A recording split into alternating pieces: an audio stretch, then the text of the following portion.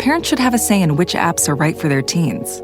That's why Instagram wants to work with Congress to require parental approval wherever teens under 16 download apps. Learn more at instagram.com/parental approval. At Mayo Clinic in Florida, we're conquering the unconquerable, using data and AI to create personalized gene roadmaps to fight cancer more effectively. Learn more at mayoclinic.org/possible. Mayo Clinic, you know where to go.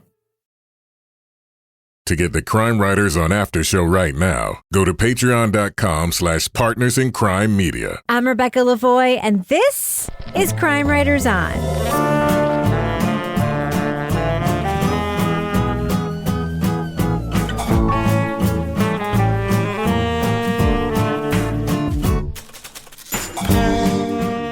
Crime Writers On is the original true crime review podcast that digs into true crime, pop culture, other podcasts.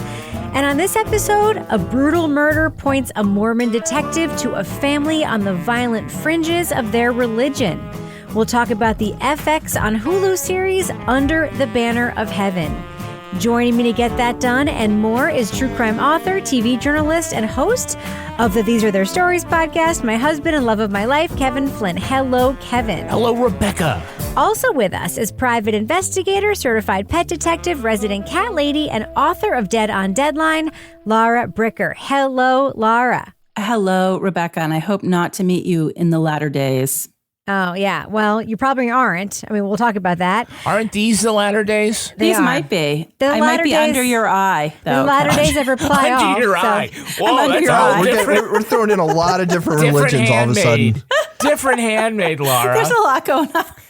And finally, our captain of all things cynical, the author of the City Trilogy, host of the Strange Arrivals podcast, and our Patreon Deep Dive Book Club podcast, Toby Ball. A guy with a really long beard. Yeah.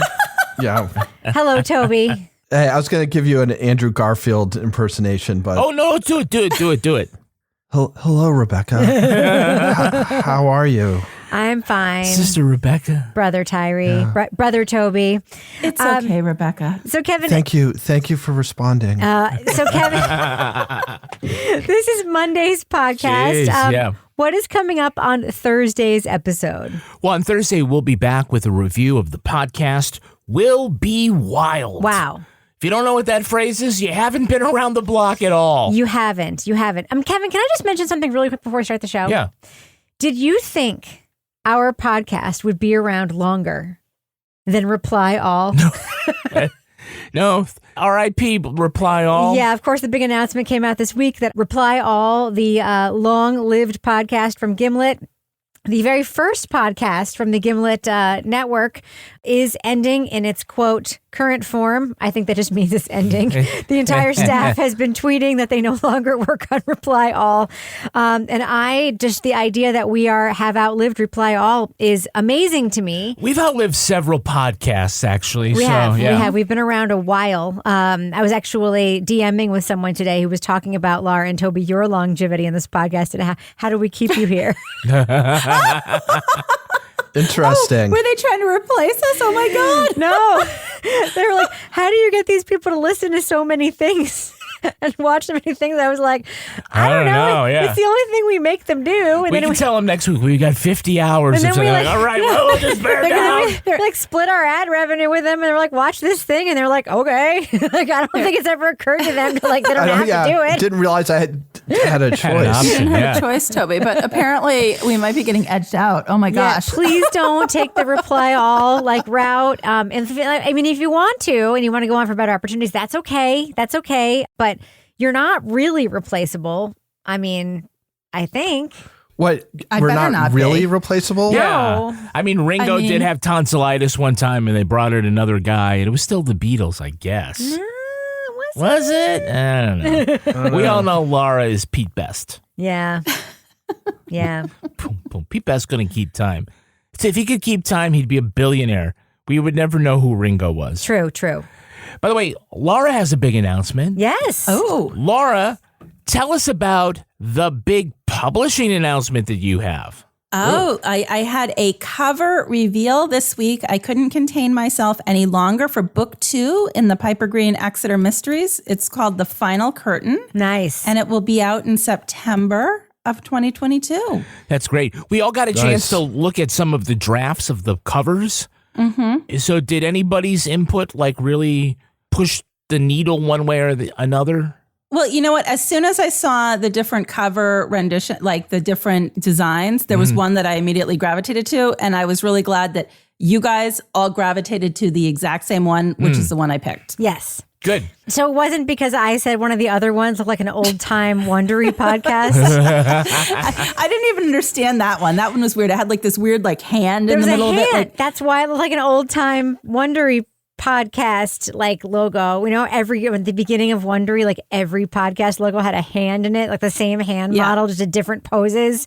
They had one photo session with one hand model, and they used that hand model over and over and over again for every podcast they made for 2 years. Oh, yeah. That was probably the same hand because it was a stock image or something. So it could have been the Wondery hand that I walked away from. I don't know. But I didn't like the hand. And then I had another one because there's a theater theme in this story.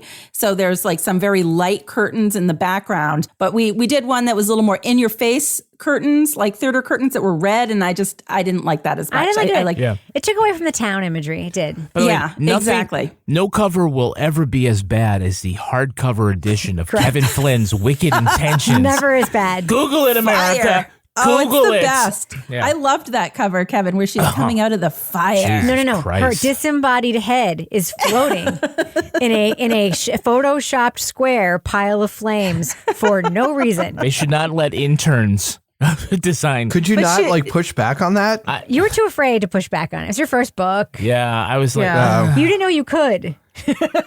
They say they don't push back. They really want to fuck. No, them. your agent said don't push back, but you should have. You should have known better. Should have pushed back on my agent. My second book, I got this great cover, but it was a little sexier than the book was. And I was I think people are going to buy this expecting something else. Sexier. Yeah, there's no they came up with a good sexy and a Toby Ball. I don't know. I don't think of Toby Ball with a sexy unless you've got a secret hidden. Easy. Wow. There's no. I'm just saying. You can see Toby's face. I'm thinking when you said it was sex, I was thinking of Toby Ball, Judith Krantz, Toby Ball.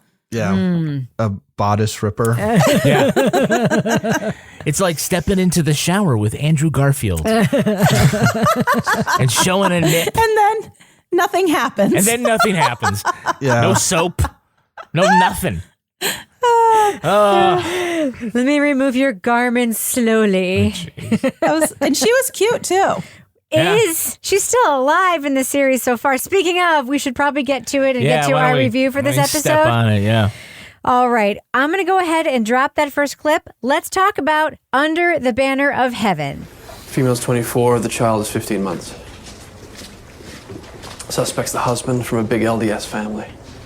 As in, highly regarded. After the 1984 murder of Brenda Lafferty and her baby, Detective Jeb Pyre learns the woman married into a prominent and devout Mormon family.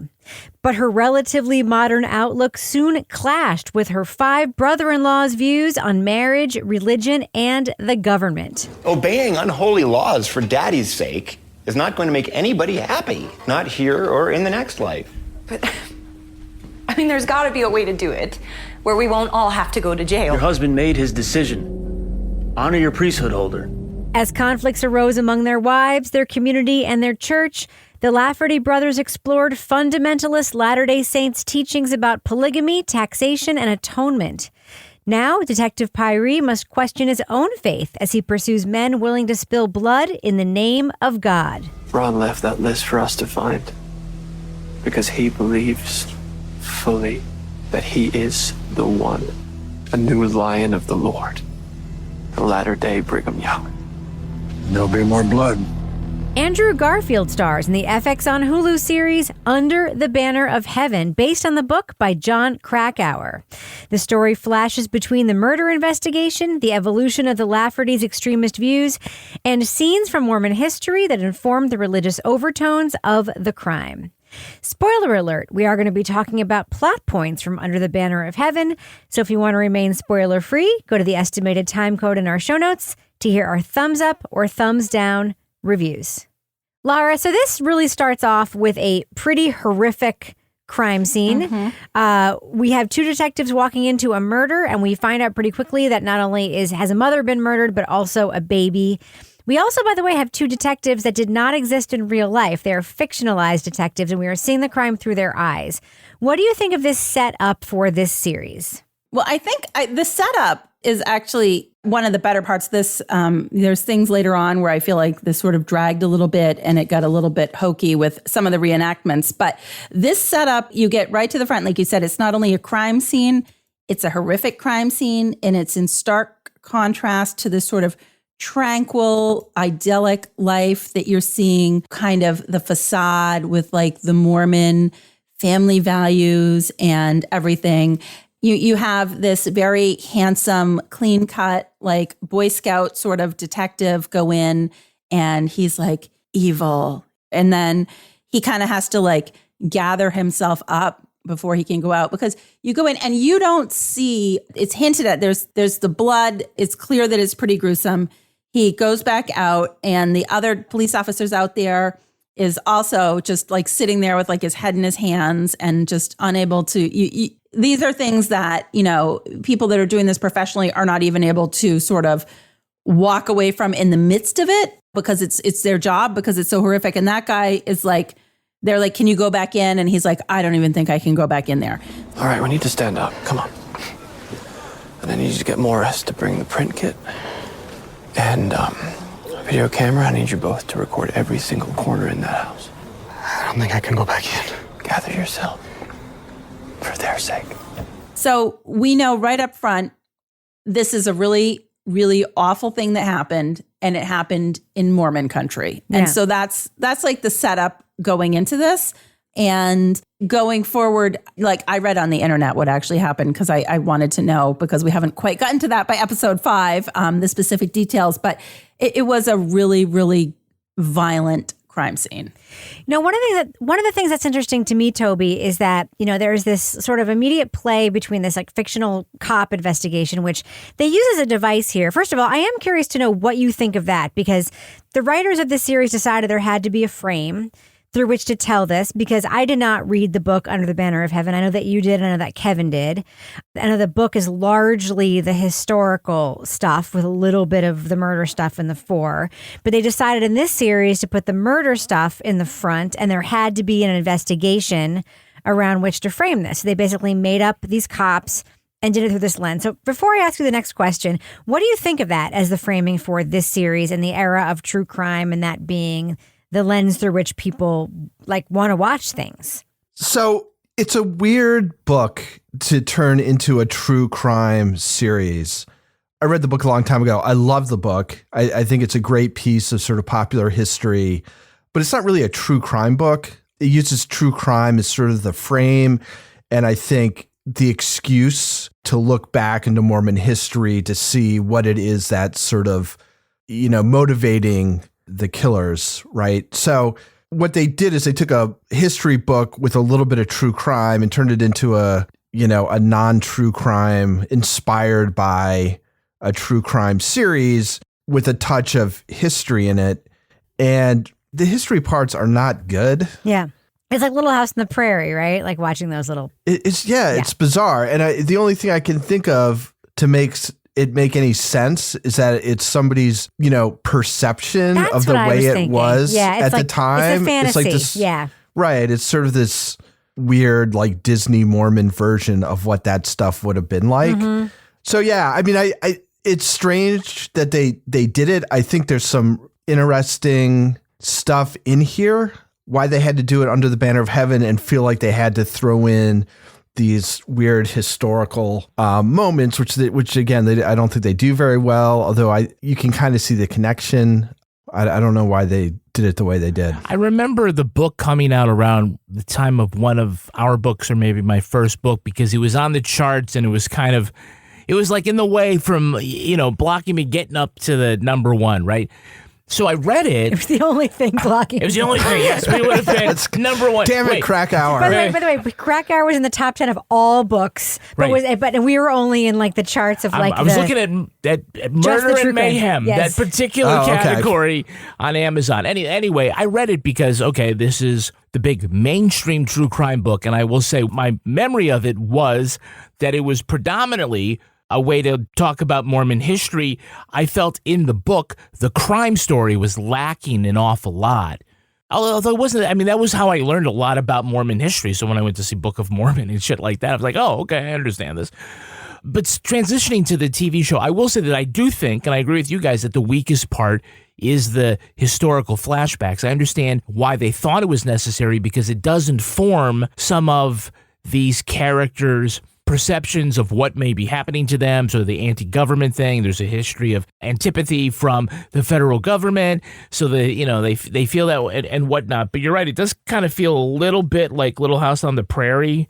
What do you think of plus this? the acting affect of like the characters in it? Yes, of religious pioneers in the 1800s. Except now we have a witness to your crimes and whoredoms committed over and again with an unmarried woman, defiling your holy marriage vows. Mr. Prophet, now you face our law. It was like a cheap History Channel reenactment. It was like a cheap, sinister History Channel. Like, it was very dark. Like, I felt like, if there was anything positive they only dramatize the weird things. Yeah, I'm like, if there's anything positive about Mormonism, we're not seeing here. We're seeing this like fucking creepy ass, dark like shit where they're out like stabbing that guy, and he's like, every time they got run out of town. But what do you think? What do you think about this idea though that Toby and I have, that it's actually in the heads of the people telling it? It's not actually the reenactment. What do you mean by that, though? So what we're seeing, the reenactments we're seeing isn't actually the history. It's what the characters in this story think is the history. Yes. That's... You know how it's like their Davy and Goliath. They were like, no, I thought they were like bending. Was it Davy and Goliath actually an LDS? It was an LDS show, yes. Davy. No, I agree with you, Rebecca, because I felt like in the beginning, because I was trying to figure it out. At first I was like, wait, is this something that they think happened? Like, what happened? I think that's what it might be, but it's not signposted in any way. And it's like they're bending the history of whatever to their new version to conform with this new super uber off the rails fundamentalism sect that they're starting. Yeah. And they're basically being like, no, this is what happened in the past when this person got stabbed and like this bad thing happened and these people all died. And, the real whatever under your eye shit was going down. I think it's actually the opposite. I think it's the opposite of that. Yeah. Like if you read Under the Banner of Heaven, like these Mormon fundamentalists are actually sort of being true to this sort of violent polygamist history that they had. And that is largely now, this comes up again and again in the show. It's like, put your questions on the shelf. Like, don't talk about the history. We don't want to visit that. Yeah. And that's why when Dan, I guess, the second oldest brother, goes and starts, digging into the history and finding these books that aren't sort of officially around for LDS people to read, but he gets it at an antique store, and it's this sort of more incendiary stuff. In Krakauer's book, that's sort of, what I think he feels like he's revealing is there is this history that involves, violence and, Joseph Smith deciding he can marry a whole bunch of people and stuff like that in a way that, I guess the Mormon church would prefer. No one talk about. Mainstream Mormons not spend a whole lot of time thinking about. In the box and put it under the bed. So this is the other question I wanted to ask you, Toby, because, I'll just say I think it's one thing the show does really well.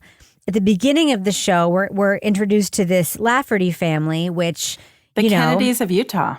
We see them through Brenda's eyes when Alan brings her home on his motorcycle, and we see her parents and we see all the siblings, and he's part of a Mormon motorcycle gang. No. He's just part of this very prominent family, and we see that he has the brother who's sort of the one who's left the family a little bit. That's Ron. We see Dan. We see sort of the different kinds of flavors of conservatism in this family and how far it can go within the mainstream of Mormonism. The father, the chiropractor, very patriarchal to my mind. This family is very conservative, but still in the mainstream, right? And then we see the parents leave on the mission and the devolution of the brothers rapidly into this, really, really, really fringe sect, and how it happened. And it's done through the eyes of the cops and through the eyes of this storytelling of the brothers after the murder. And you sort of see them very, very clean cut. You see them after they're arrested. They look completely different. And then you sort of see it happen over this series of these episodes that we've watched. How do you feel the show handled that? Because that's the only use of the device of these terrible historical reenactments. Yeah. It's like, that's the only reason why they're there. So let's talk about let go of how terrible they are, but that's why they're there. And I, for one, we saw them at the clean cut picnic, and then you see them arrested, and I'm like, how the fuck did that happen? But then you actually see it happen, and I'm like, all right, that's actually super interesting. Did you find that interesting, or did you buy it? Yeah, well, I think what's interesting, the thing I thought it was lacking is that you don't really get any sense of why it started that way. Yeah. I mean, it's just sort of like suddenly he's all obsessed with paying taxes and not wanting a license to be a chiropractor. But I think the idea that there's this relationship between this very, very conservative religiosity and then this Bundy-esque constitutional weirdness, and then that leads to even more fundamentalist Mormon, Dan goes down. He's trying to find out about polygamy and stuff. So the way these two things kind of mix, like the anti-government stuff and then the religious fundamentalism, that to me is sort of the most interesting part of this whole thing. They don't do a perfect job with it, I think, but I do think they bring it up. They show it. They show that this is the dynamic. This is the chemistry that's going on there. And this is what results of it. These guys start growing beards, which mainstream Mormons don't do, but they're trying to, reenact being the saints of old or whatever. So yeah, I thought that part was super interesting. And I thought it was interesting that they would want to do something like that on a sort of pretty mainstream show. Yeah. I thought it was also interesting, by the way, that the least conservative brother ends up, sort of kind of going the farthest. That's obviously something that we'll end up talking about too. Parents should have a say in which apps are right for their teens. That's why Instagram wants to work with Congress to require parental approval wherever teens under 16 download apps. Learn more at instagram.com/parental approval. Do you ever meet someone who seems kind of off? Whether it's a creepy neighbor or random phone number that keeps calling you, Truthfinder has you covered. You can search for people by name, address, phone number, email, and more. Truthfinder can be especially helpful for running confidential background checks on anyone you're planning to meet from online dating apps. Go to truthfinder.com/podcasts for a special offer. That's truthfinder.com/podcasts to access your special offer today. At Mayo Clinic in Florida, we're conquering the unconquerable. Using artificial intelligence and data, our experts can create a personalized gene roadmap just for you, customizing your cancer treatment, giving your body exactly what it needs to fight the disease. We're making more possible at Mayo Clinic, because every day we're doing what's never been done. Learn more at mayoclinic.org/possible. Mayo Clinic. You know where to go. All right, so Kevin, let's take a break here and let's do some business, shall we? Oh, so business section. Let's do it. I'm going to drop that music now. Oh, all right. So coming up on Patreon, we have the Crime Writers On After Show. Oh, let's do that. For those folks who are subscribers on Patreon, you're going to hear Rebecca talk about how she has been indoctrinated into a cult. Yes. The cult of Disney. Yeah, it's real bad. It's real bad. So you embarrassing. hated Disney for years. Listen, I'm a fundamentalist Disney person now. Yes, you are. Oh, boy. Are you going to be a Disney travel guide? Listen, I have something to show you. She's got Disney sister wives. I have something to show you right now. Just as a preview for the after show. You ready? Oh, God. Okay. Yep. Standing up. She's showing her vintage. Oh, for the love of God.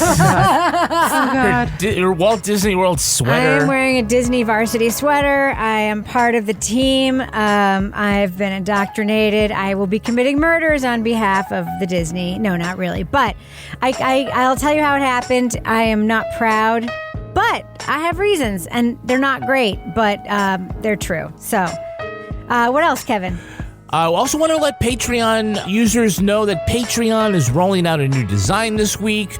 So hopefully that improves your Patreon experience, but it is very easy to get those exclusive podcasts because you get I think the way it works, tell me if I'm wrong, you get a special URL code that you put in any of the podcast apps whatever podcast app you're using right now, Apple or Stitcher or whatever, Spotify, and boom, you'll get your Patreon feed. Yeah, you'll get. Or you can listen on Patreon. And they have been listening to your feedback about making that easier to use. So whatever way you can, you'll do it. Yeah, well, they've made their own listening app better too, which is the whole thing. They made their own experience listening right there better. Good for Patreon. They get it. Yes. And if you have problems with Patreon, stop emailing me. I can't fix it. Email Kevin. It's your job. I'm just joking. You have one job. You have actually 8 jobs. I have one job. That is one of them. Pretty responsive to people, but usually it's like, I don't know, it's Patreon.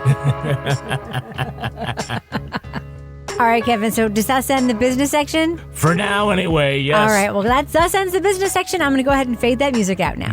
Do that, woman. I can't wait for you to hear about my Disney indoctrination. All right, Larbreaker, we have to talk about Spider-Man. Andrew Garfield as Detective Jeb Pyre. We should say former Spider-Man. I don't know. He's part of the multiverse, Rebecca. Hey, spoiler alert, Kevin. It's been out for months. What do you think of Jeb Pyre? Of course, we should say, once again, he's a fictional character.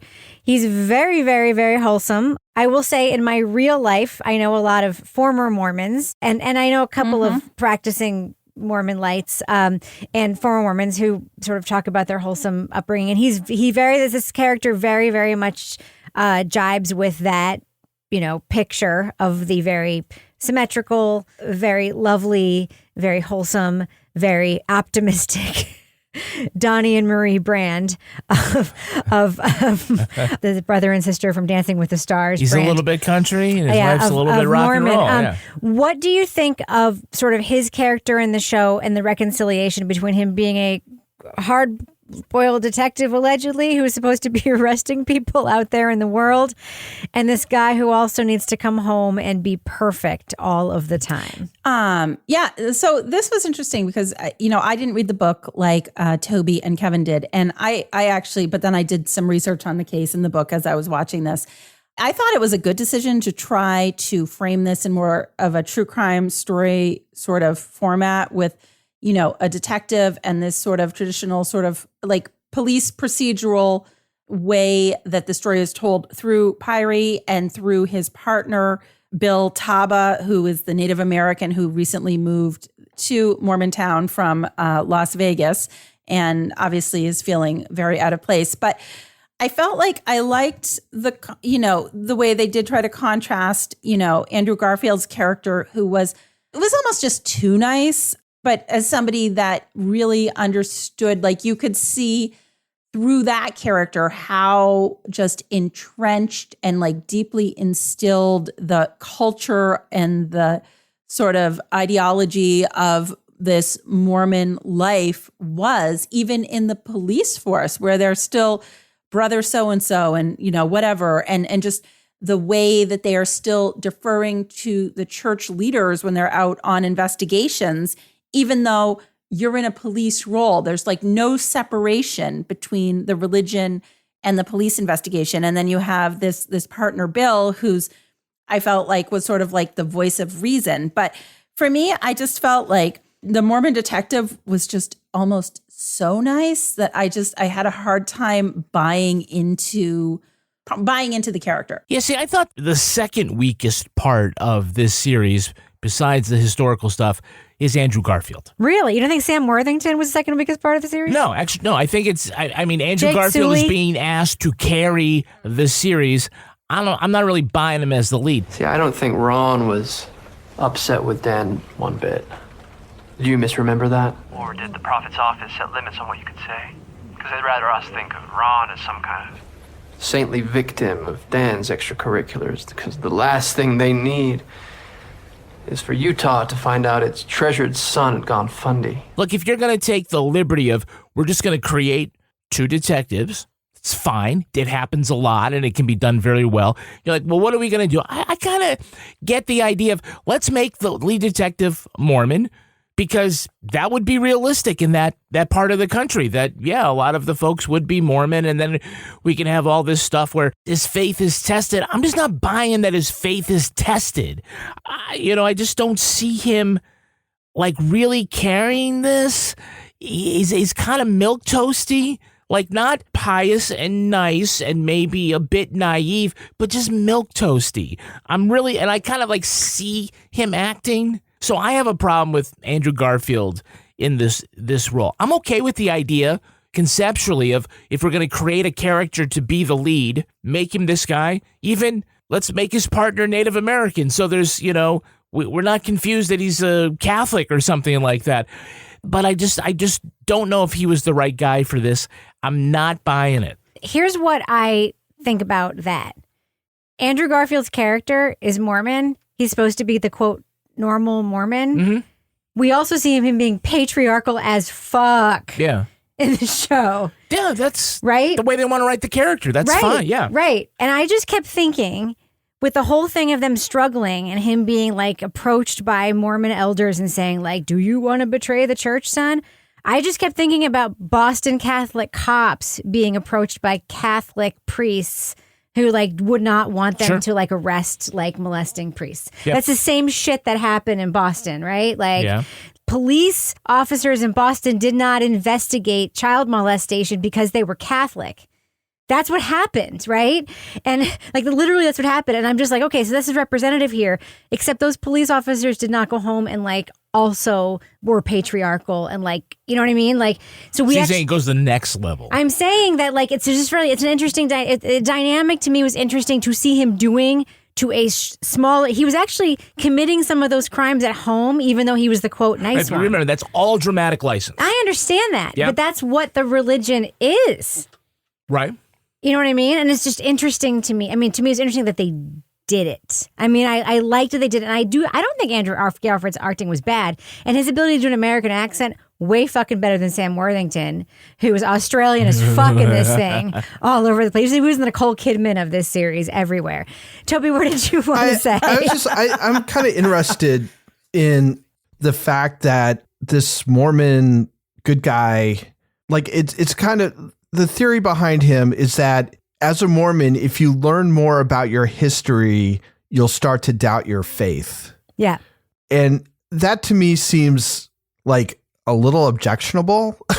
That's like kind of an odd, like, I can't imagine them doing it about another religion. Like, I don't know if it's like they feel like they can get away with it with Mormons, but it's a strange, I think it's a real, like, if I was Mormon, I would have, like, a big issue. I guess I've got a big issue and I'm not a Mormon. Yeah. That to me, I had a little bit of a hard time with that. Is it a cheap shot? Well, it's not, it doesn't seem fair to me. I mean, it's can I ask you a question? It seems like you're supposed to think it's inevitable. Yes. Was he having an issue? I mean, it was the past that he was learning, but was he questioning his faith because he was learning about his past, or because he was being bullied by his community for investigating a crime in his community?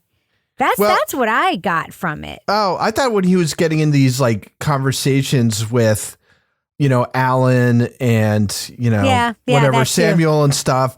Yeah. Who certainly, like, he's devout, but these guys are, like, fully invested. Yep. I am thee, sent to spill the blood of those on his list onto the ground. There's a list? A holy list, revealed to Heavenly Father's destroying angels. I've heard his voice, and now I will... Wait, Sam.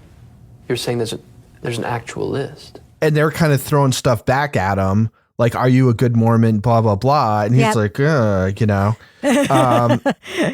how do I feel about me being patriarchal right now? Yeah, you're right. No, you're not wrong. You're not wrong. So that was interesting. I think the other thing is just, like, the Bill Taba character is just another thing, which I just like, I can't wrap my head around what they were thinking. Like, there seems like there's so many possibilities you could have with an outsider as the sidekick, and they don't seem to take advantage of any of them.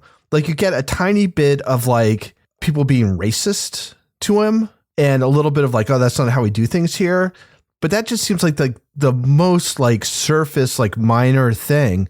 Like, there's no point where he's just like, this is fucked up. Like, the way this is going, like, why is this guy, this, ward president or whatever he is, coming in here and like, telling people what it just seemed like there was, I couldn't quite figure out what they were trying to do with that character.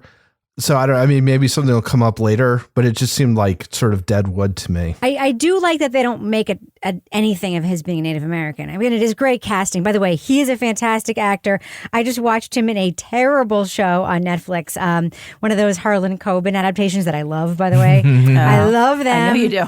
I love every Harlan Coben adaptation. I'm not going to shit on it because I watched all of it. It had Toni Collette in it too. I'm not even going to talk about what it was called because I loved every minute of it, even though it was terrible. His name is Gil Birmingham. I love the actor. I do love that they're not making it like he's like Native American guy. They just cast him as the partner, and he's great actor and great casting. But you're right, just him being the outsider. The only great scene in the show with him in that role was the McDonald's scene. With the fries, the temptation of the fries, which, by the way, McDonald's fries are the biggest temptation in the world. And any Mormon who does want to question his faith, I do think the fries might actually be the thing that does it. It's eating you alive, isn't it? What? All you got to do is ask nice, Jeb. Can I have some fries, Bill? Bill, those things were going to kill you. Well, let's die happy. Sorry, little secret. That's like the Spanish Inquisition, right? Have a fry. I don't know. I like the scene where they were going through the bishop's house after the ransacked, and he turns the corner, and they happen to have like one of those cigar store Indians, and he looks at it and he goes, charming. Yeah, I think it may come up later, like when they get to the Mountain Meadows thing, which they've kind of hinted at, like that may play in a little bit, but I don't know. So far, it just seems like a waste. Well, I think it was like Rebecca's. I don't think there was any, for me, I didn't feel like strongly one way or the other. I just felt like it was another part of the framing device of making this like a police procedural. And it's like, okay, now we need a partner. Yeah. And he's got to here. be opposite. And he's not offensive. And he's whatever. And he's here. And I like how every once in a while he like goes after a Mormon man. He's like, you need to take the night off. That was traumatic. That's right. Yeah. You need to go take a walk with your mom. Partner's always got to be an opposite. Yeah, you can't have two at the same time. I don't know. Yeah. And then he was like hobbling along at one point on his little stick in the woods when, he went out to on one of the searches, and I was like, ooh, so he's gonna get killed. Laura, we need to talk about Brenda, right? Because she's also a little bit of an outsider. She comes from another mainstream Mormon family, less conservative than the Laffertys, obviously.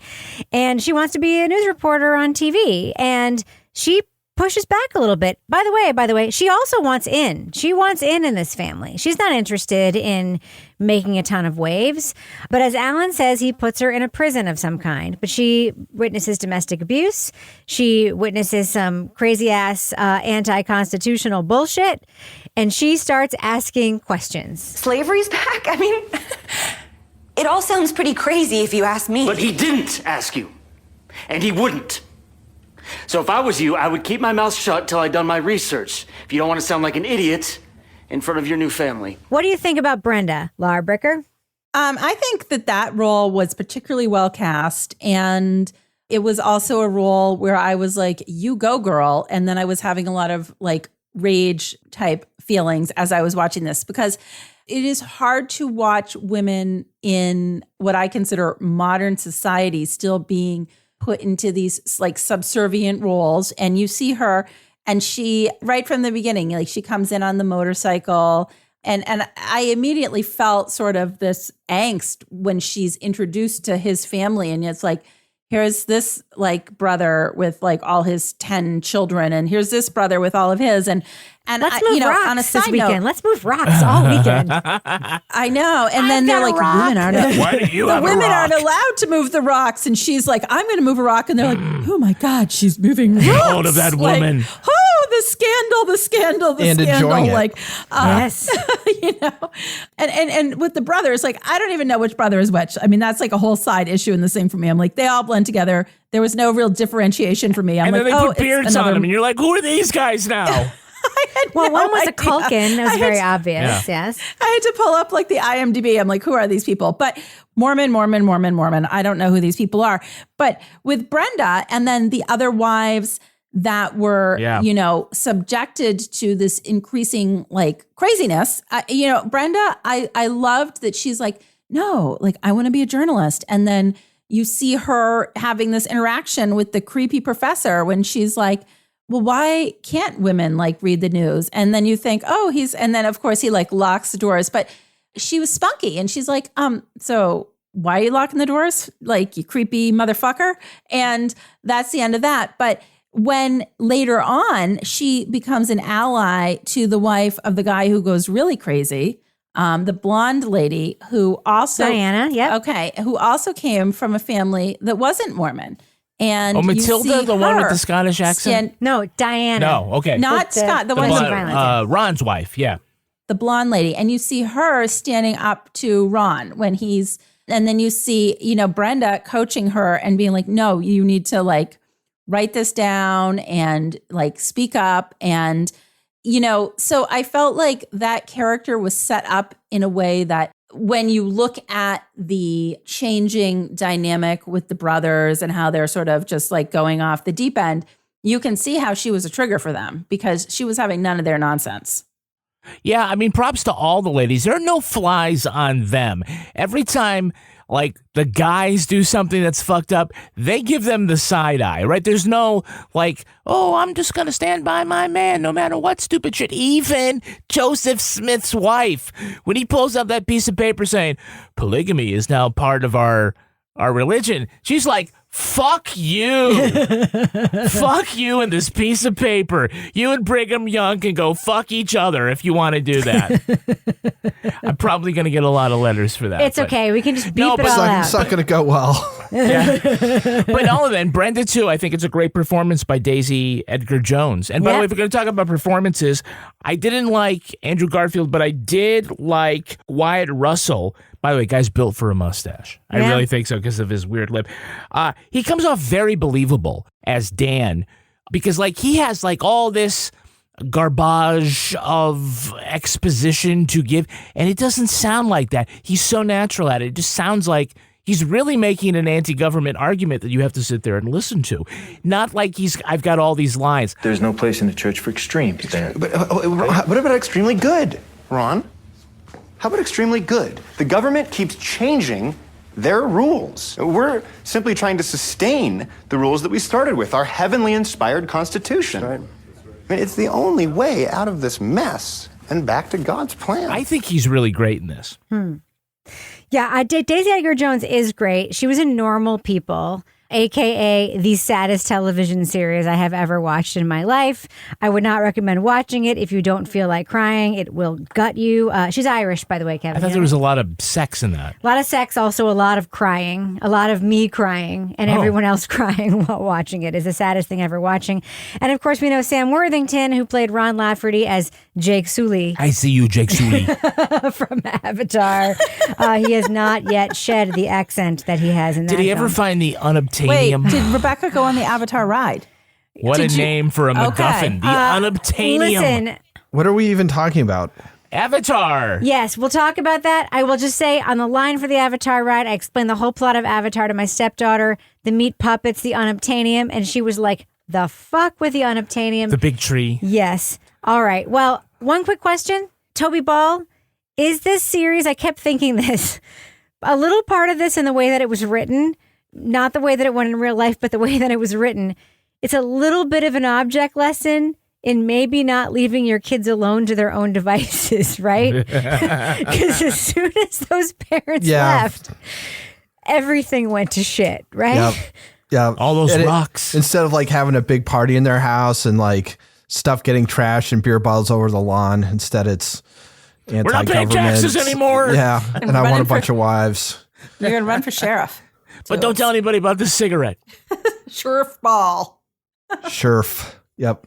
I did like his little campaign prop where he cut a star out of paper and put like Ron for, what was it? Dan Lafferty for sheriff, yeah. Lafferty for sheriff or something. That was hilarious. Parents should have a say in which apps are right for their teens. That's why Instagram wants to work with Congress to require parental approval wherever teens under 16 download apps. Learn more at instagram.com/parental approval.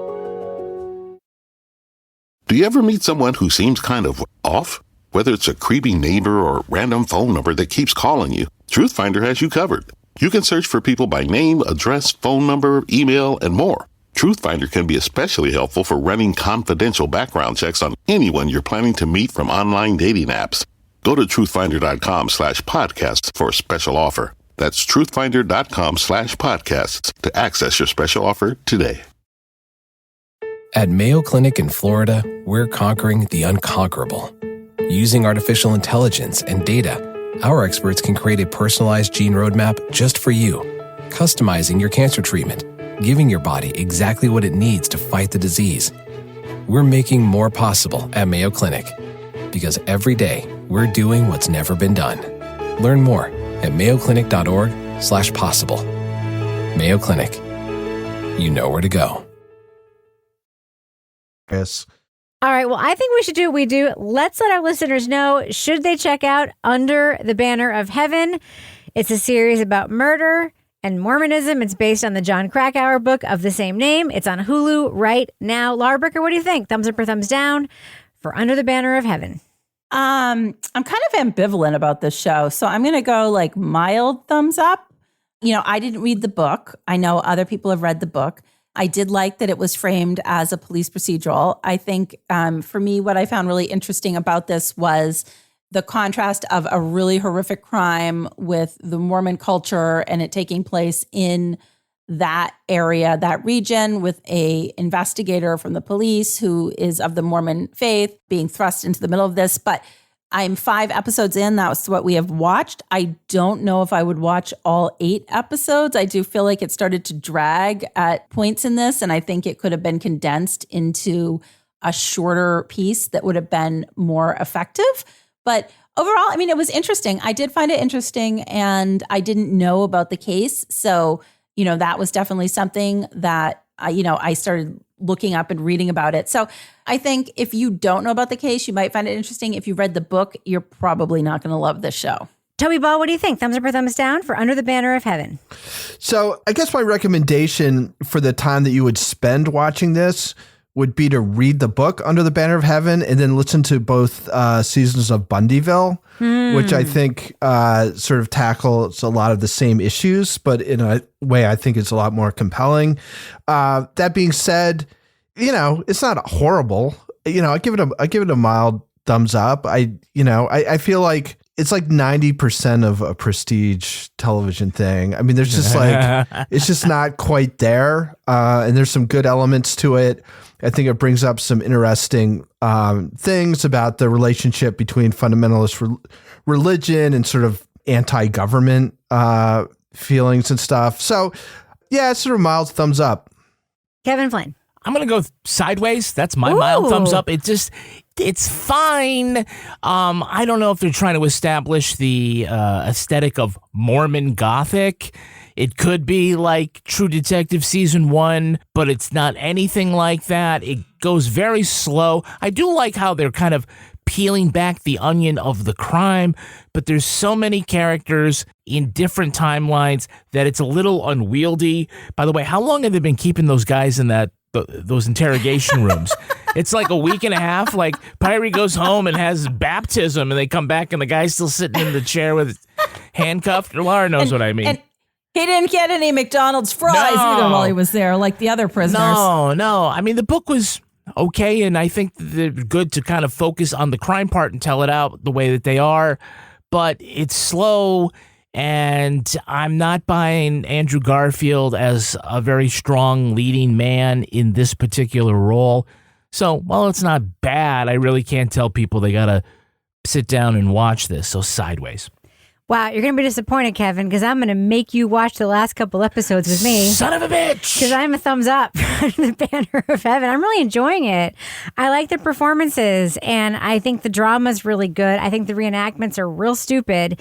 I think they really should have, if the reenactments were intentionally meant to be the fantasy reenactments of what the brothers think that the Joseph Smith, origin story was supposed to look like, ergo Little House in the Prairie, gothic weird. With 7 wives. They should have signposted that more because otherwise the reenactments are just so stupid, historical reenactments. But I think the performances are good. I think you're really dissing Andrew Garfield, wrongly. I think the person who needs to be dissed here is Sam Worthington, frankly, because he's still playing Jake Sully as Dan Lafferty. Anyway, I like the series. I don't think it's like super prestige TV. I agree with Toby that I wouldn't say 90% prestige TV. I would say 82% prestige TV, but that's good enough for me. I like the story. I think that it was very smart to frame it as a true crime story to get people to watch. I do think the cultiness does need to be explored more in this story, and I think they're doing a decent job with it. So fundamentally, for me, it's a thumbs up for Under the Banner of Heaven. Now it's time for my favorite part of the podcast, a little something I like to call the crime of the week. Researchers in the UK have discovered a new way to fish with an underwater mini disco. The marine biologists had been experimenting with replacing bait in crab and lobster pots with LED lights. Instead, the flashing lights attracted a huge number of scallops. Traditional harvesting of scallops either requires disruptive dredging of the seabed or labor-intensive collection by scuba divers. But these mollusks have 200 eyes and are clearly intrigued by what they see. The researchers have high hopes the scallop discos can give a boost to the industry with fewer environmental impacts. Meanwhile, it looks like the scallops are ready to rock out with their conch out and jam out with their clam out. Oh, yeah. Panel, they love the nightlife. They've got to boogie. What is the big hit at the scallop disco? Laura Bricker, what is the big hit at the scallop disco? Well, I have my disco ball out just for this occasion. I just happen to have one on hand because I do love disco. Who has a mirror ball? But all right, whatever. No, it's got some disco lights. Look, if you hang it upside down, watch out, now it's like a disco light. Scallops are going to come to your house. That's good because I love scallops. So I am going with Earth, Wind, and Fire. Let's groove, because if you check out the music video, the little outfits they're wearing sort of look like they could be shells of a shellfish. Nice. So yeah, I think they could attract some scallops with those shells. Toby Ball, what do you think the big hit is at the scallop disco? It's got to be rock lobster, right? Oh, no shit. Oh, Toby, good job. He took mine. Kevin, Damn do you it. have a backup Sorry, Kevin. answer for what the big hit is at the scallop disco? Bottle service. All right. Well, I think that should do it for us because I don't have an answer for this one because it's a really fucking weird question. Laura Bricker, if folks want to reach out to you on Twitter and find out why it is that you have a lit up disco ball at your home or office, wherever you are recording tonight, how can they find you on Twitter? They can find me at Laura Bricker, and it's because I am looking forward to bringing back the disco party at some point in the near future. Toby Ball, folks want to reach out to you on Twitter. How can they find you there? At Toby Ball NH. And Kevin Flynn. I'm at Kevin P. Flynn. And if you want to follow me on Twitter or Instagram, you can find me at Reb Lavoie.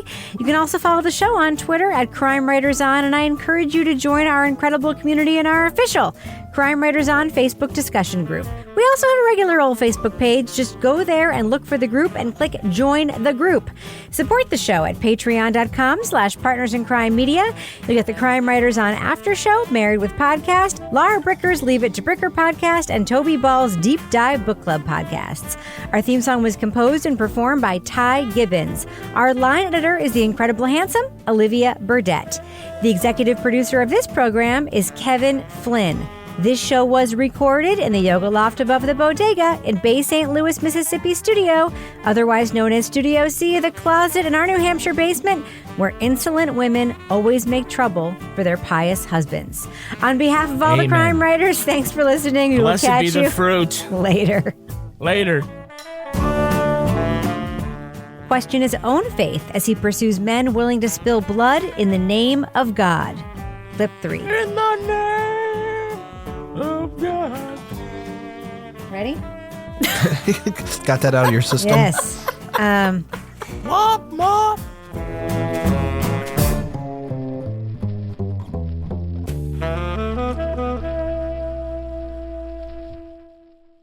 Partners in Crime Media. At Mayo Clinic in Florida, we're conquering the unconquerable. Using artificial intelligence and data, our experts can create a personalized gene roadmap just for you, customizing your cancer treatment, giving your body exactly what it needs to fight the disease. We're making more possible at Mayo Clinic, because every day we're doing what's never been done.